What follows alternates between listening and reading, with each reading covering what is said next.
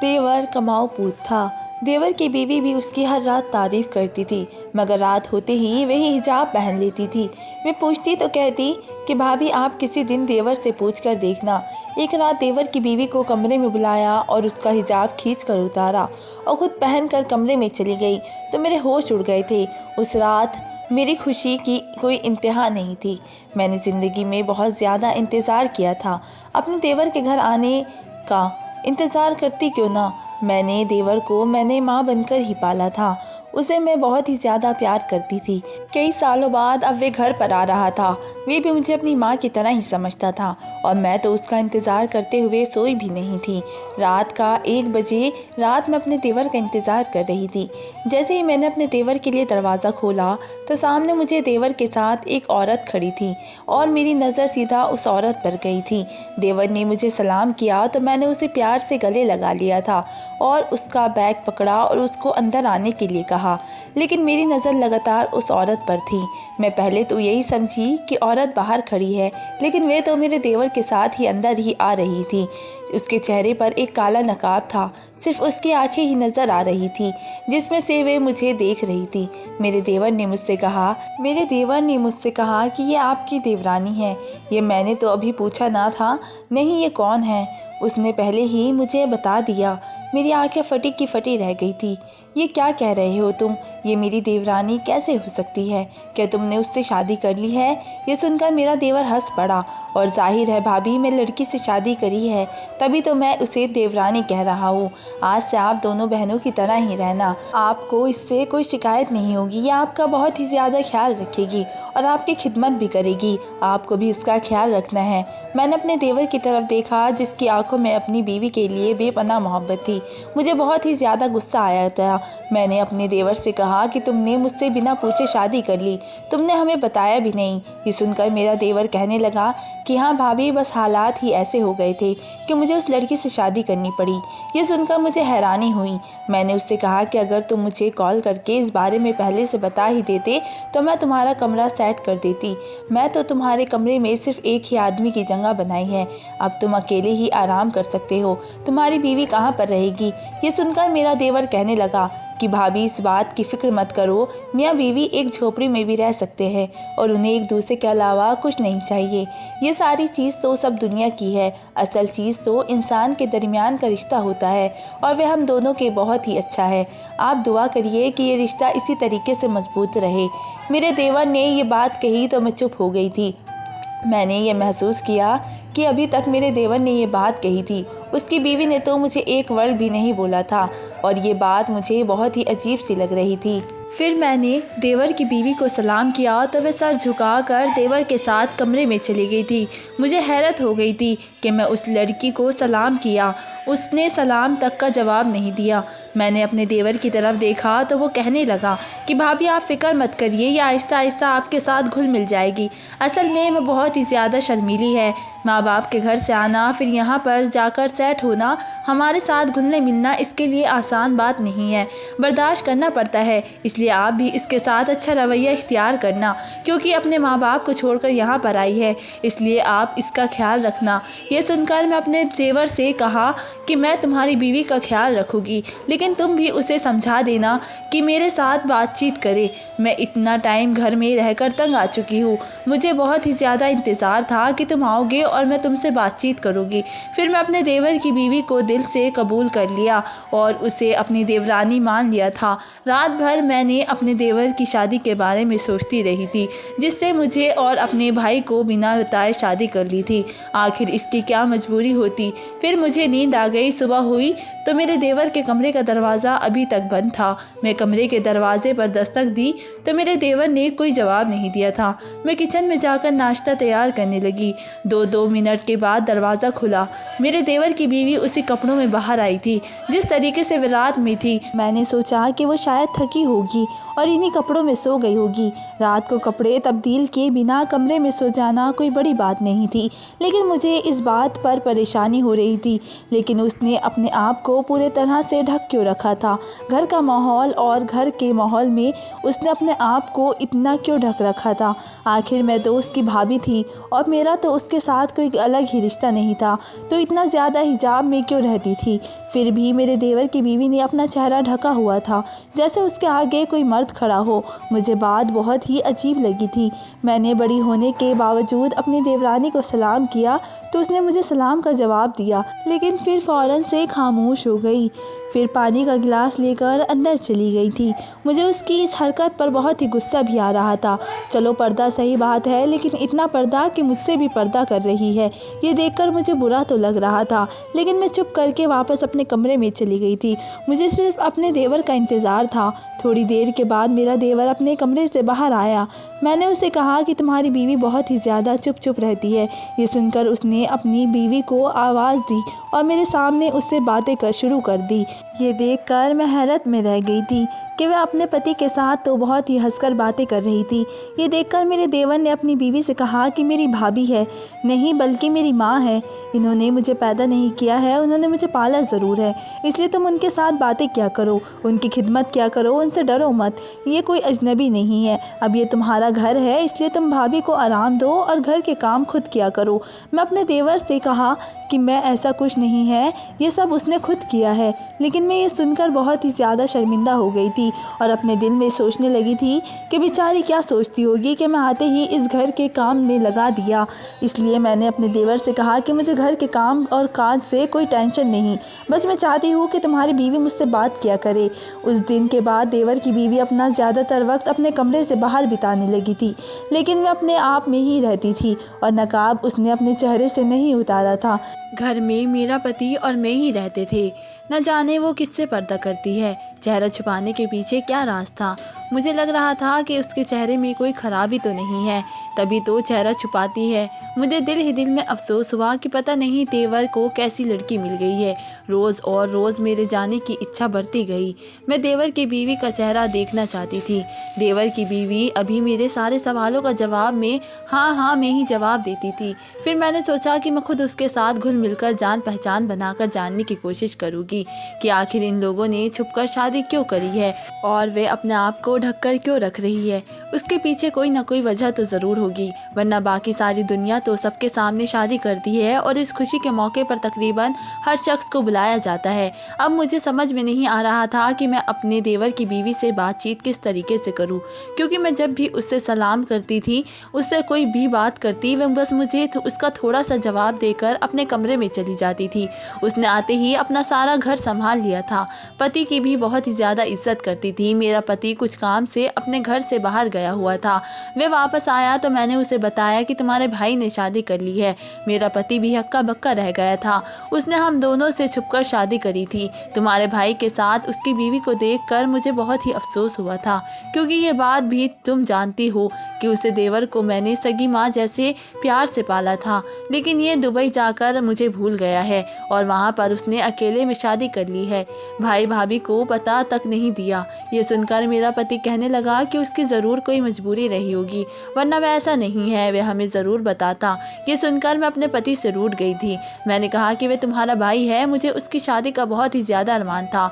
मैं खुद उसके लिए लड़की तलाश करना चाहती थी, लेकिन उसने तो दुबई में अकेले अकेले शादी कर ली है, हमसे पूछा तक नहीं है। मेरे अंदर औरतें वाली जलन होने लगी थी, क्योंकि मुझे अपना रुतबा कायम रखने वाली थी। जिस लड़कों को मैंने माँ बनकर पाला था, उसने अपनी शादी में ही मुझे भुलाया था।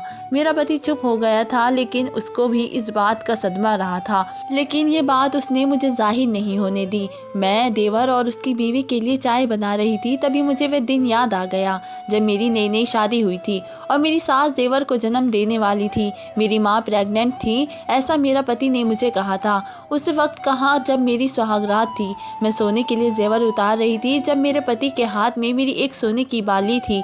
क्या कहा मैंने? ये बात अच्छी तरह से सुन ली थी, मगर मैंने सोचा कि शायद मुझे बात सुनने में कोई गलती हो गई है, इसलिए मैंने उससे ये बात दोबारा पूछ ली। मेरे पति के चेहरे पर शर्मिंदगी थी, बेचारा किस मुंह से बात करता। मैंने दोबारा पूछी तो वे शर्माते हुए कहने लगा कि मेरी माँ प्रेग्नेंट है, इसलिए मेरी माँ का ख्याल रखना। मैं सुनकर हक्का बक्का रह गई थी। हम दोनों मियाँ बीवी गए थे, लेकिन 1 साल पहले हम दोनों का रिश्ता हुआ था। उस वक्त मेरी बड़ी बहन का रिश्ता नहीं हुआ था, इसलिए मेरे पापा ने ये रिश्ता अभी रोक लिया था। लेकिन मेरे ससुराल वालों ने कहा था कि मैं इन दोनों का फ़िलहाल निकाह कर देता हूँ। शादी जब होगी, जब मेरी बड़ी बेटी के साथ होगी। इसी तरीके से हमारा सादगी से निकाह हो गया। और मगर निकाह के एक दिन बाद हमारे घर पर आए और शादी की जल्दी फरमाइश कर दी। और अब पता चला कि ये शादी की इतनी जल्दी क्यों की। बात पता चली तो हम दोनों सर पर आसमान उठा लिया था, क्योंकि ये हमारी फरमाइश थी कि बड़ी बेटी की शादी पहले होगी, फिर उसके बाद दूसरी बेटी की। लेकिन अब क्या हो सकता था, इसलिए हमारी किसी ने ना सुनी और मैं ससुराल आ गई। मैं दिल ही दिल में अपने ससुराल वालों से नफ़रत कर रही थी और ये सोच रही थी कि न जाने कैसी आफत आ रही थी कि निकाह के अगले महीने ही शादी की जल्दी कर दी। अब मुझे अपने पति से ये बात सुनी तो मुझे समझ आया कि शादी की जल्दी क्यों आ रही थी। लेकिन ये बात कुछ ऐसी थी कि जो भी अभी हंसता वे भी उंगलियां दबा लेता। मुझे मेरा पति देखकर कहने लगा कि दरअसल मेरी माँ प्रेग्नेंट हो गई थी, इसलिए शादी में जल्दी करनी पड़ी, क्योंकि माँ की तबीयत रोज़ ख़राब रहने लगी थी। घर में मैं और बाबा ही रहते थे और इसमें से माँ के साथ एक औरत का रहना ज़रूरी था। इसलिए बाबा ने तुम्हारे बाप से बात करी, वे शादी के लिए मान गए थे। न्यू समझ लो कि हमने माँ की वजह से तुमसे शादी जल्दी करी है। ये सुनकर मेरा मूड ख़राब हो गया था। मुझे हंसी भी आई थी और मुझे टेंशन भी हुई थी, क्योंकि एक नई मुसीबत गले में पड़ गई थी। मैंने खुद को ये कहकर शादी के लिए मना लिया था कि अब अपने पति के साथ सुकून में रहूँगी। लेकिन यहाँ तो मुझे प्रेग्नेंट सास की खिदमत के लिए लाया गया था। लेकिन अब तो मुझे अपने सास की डिलीवरी तक प्रेग्नेंट होने की इजाज़त नहीं थी। मैं कपड़े बदलने के लिए बाथरूम में चली गई, जबकि मेरा पति अपनी माँ की खैरियत पूछने चला गया था। सुबह देर से उठना चाह रहे थे, लेकिन मेरे पति ने जल्दी उठाने लगा। माँ की तबीयत ठीक नहीं है, इसलिए तुम नाश्ता बना लो। मैं नई नवेली दुल्हन उठकर सुबह किचन में नाश्ता बना रही थी और मेरी बूढ़ी सास बिस्तर पर आराम कर रही थी, क्योंकि वे इस उम्र में नया उम्मीदवार दुनिया में आने वाला था। पूरे 9 महीने बाद मेरे सास के बेटा ही हुआ। मेरी सास 50 साल की थी, इसलिए मैंने सोचा कि वे बच्चा पैदा नहीं कर पाएगी, लेकिन उसने मेरे देवर को जन्म देकर मुझे हैरत में कर दिया। मेरा ससुर बहुत ही खुश था कि उसका दूसरा बेटा पैदा हुआ है। मेरा पति भी खुश था, क्योंकि वह अब तक इकलौता था, लेकिन अब उसका भाई इस दुनिया में आ चुका था। जबकि मैं शर्मिंदा थी। मैं ये खुशखबरी किसी को नहीं सुना सकती थी कि मेरी सास ने मेरे देवर को जन्म दिया है। मेरा देवर बहुत ही ज़्यादा कमज़ोर था, इसलिए 5 साल तक उसे अपने बिस्तर पर लेकर ही बैठी रहती थी और मुझे काम करना पड़ता था। अल्लाह अल्लाह करके मेरा देवर बड़ा हुआ तो मैं सुख का सांस लिया था। आज मेरा भाई देवर दुबई से एक लड़की से शादी करके ले आया था। मैं यही सोच रही थी कि जिस देवर को मैंने अपने हाथों से पाल पोस कर बड़ा किया, उसने मुझसे शादी तक के बात नहीं की। मुझे वे दिन याद आने लगा जब मेरा देवर बड़ा हुआ था तो मेरे सास अल्लाह को प्यारी हो गई थी और उसके मरने के बाद मेरे ससुर की भी मौत हो गई थी। मेरा पति उम्र में बड़ा था, इसलिए उसने सबको संभाल लिया, लेकिन मेरा देवर छोटा था, इसलिए वह अपने माँ बाप को याद कर कर बहुत ही ज़्यादा रोता था। उसका भाई घर से बाहर होता था, इसलिए मैं उसे सीने से लगा लेती थी। वे भी मेरे गले लग के ही रो रहा था और तड़पता था। कई साल तक उसे ये दुख रुला देता था, लेकिन तभी उसने दुबई जैसे शहर में जाने का फैसला कर लिया तो मैं हक्का बक्का रह गई थी, क्योंकि वह बहुत ही कम उम्र था। लेकिन उसने कहा कि मैं दुबई जाकर कमा लूँगा और आपको पैसे भेजूँगा। लेकिन अब तो वे बहुत ही ज़्यादा पैसे कमा कर लाया था और अपने साथ एक बीवी भी लेकर आया था। उस बात ने मुझे हैरत में डाला कि आखिर उस लड़की के चेहरे में क्या है। हो सकता है कि वह हर वक्त चेहरा ढक कर रखती हो। आखिर एक दिन मैंने उसे अपनी खिदमत के लिए कमरे में बुलाया। वे गुलाबी सूट पहने हुई थी। मैंने देखा वे बहुत ही खूबसूरत लग रही थी, क्योंकि वे बहुत ही ज़्यादा पतली और लंबी थी, लेकिन उसका चेहरा नकाब से ढका हुआ था। मैंने उसके चेहरे से हिजाब खींच लिया। वे घबरा गई। मैं उसे देखकर हैरान थी। वे बहुत ही ज़्यादा खूबसूरत लड़की निकली। मैं तो इतनी खूबसूरत लड़की देखकर ही हैरान रह गई थी। मैंने उससे पूछा कि जब तुम इतनी खूबसूरत हो तो तुम अपने चेहरे पर हिजाब क्यों रखती हो। इसलिए वो सुनकर वो बोली कि यहाँ पर मेरे कोई दुश्मन है। ये सुनकर मैंने उससे कहा कि तुम इतनी खूबसूरत हो, मेरा देवर के साथ पाकिस्तान में क्या कर रही हो। तुम जितनी खूबसूरत हो, तुम्हें तो दुबई में किसी अमीर शेख से शादी करनी चाहिए थी। मेरी बात सुनकर उसने मुझसे कहा कि आपका देवर भी दुबई के किसी शेख से कम नहीं है। ये सुनकर मैंने उससे कहा कि क्या तुम्हें मेरा देवर पसंद है। ये सुनकर उसने अपनी आंखें बंद कर ली और प्यार में डूब कर कहा, सच में बहुत ज़्यादा पसंद है। मैं अपने देवर को बहुत ज़्यादा मामूली सा लड़का समझती थी, लेकिन उसने इतनी खूबसूरत लड़की से शादी करती थी। थी और वो लड़की उसकी दीवानी थी कि दुबई शेख जैसे शहर छोड़कर वे यहाँ पर आ गई थी और अपने पति के खातिर सारे ससुराल वालों की खिदमत कर रही थी। इस बात ने मुझे हैरत में डाल दिया था, इसलिए मैंने उससे कहा कि ऐसा भी क्या खास बात है मेरे देवर में। ये सुनकर उसकी बीवी कहने लगी कि मैं आपको सारी कहानी सुनाती हूँ। ये कहकर वे कहने लगी कि मेरे बाबा दुबई शहर में सोने का कारोबार करता था। हम बहुत ही ज़्यादा अमीर थे। मैं अपने बाप की इकलौती बेटी थी और माँ के मरने के बाद हम दोनों बाप बेटी एक दूसरे का सहारा थे। जो कि मेरा बाप दुबई का बहुत ही बड़ा कारोबारी था, इसलिए उसके आगे पीछे हज़ारों लोग थे और उनमें से कोई दुश्मन भी थे।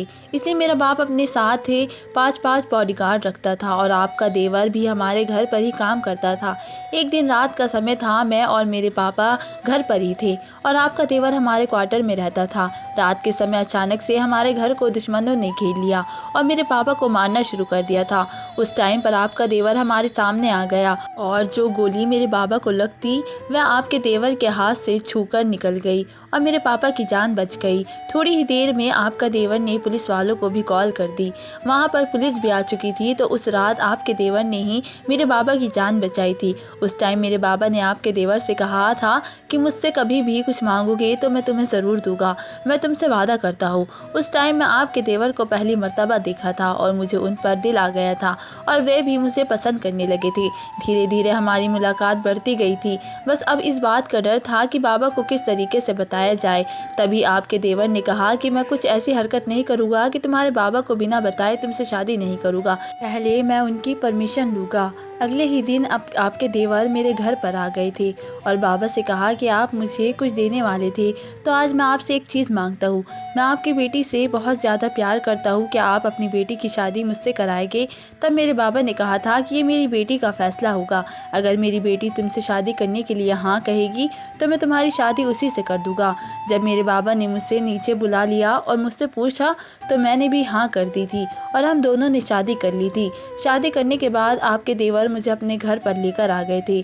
फिर मैं उनसे फरमाइश करी कि मुझे पाकिस्तान जाकर आपके घर वालों से मिलना है। तब मेरे पति ने मुझे कहा था कि हम कुछ दिनों बाद ही पाकिस्तान चले गए। कुछ दिनों बाद मेरे पति मुझे पाकिस्तान लेकर आ गए थे।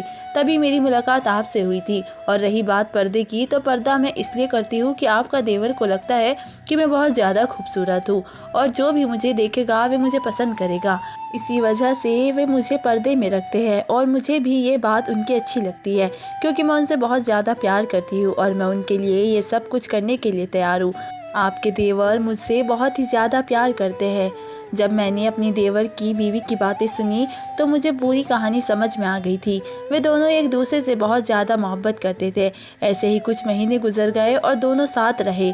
फिर वे अपने दुबई में चले गए। वहाँ पर जाकर उन्होंने अपना कारोबार शुरू कर लिया। आज शादी को 10 साल हो चुके हैं और उनके 2 बच्चे हैं और बहुत ही अच्छे से खुशी से ज़िंदगी गुजार रहे हैं और मुझे खुशी इस बात की है कि मेरा देवर खुश है। तो दोस्तों, आपको मेरी कहानी कैसी लगी मुझे कमेंट करके ज़रूर बताएं। मिलते एक नई वीडियो के साथ, तब तक के लिए धन्यवाद।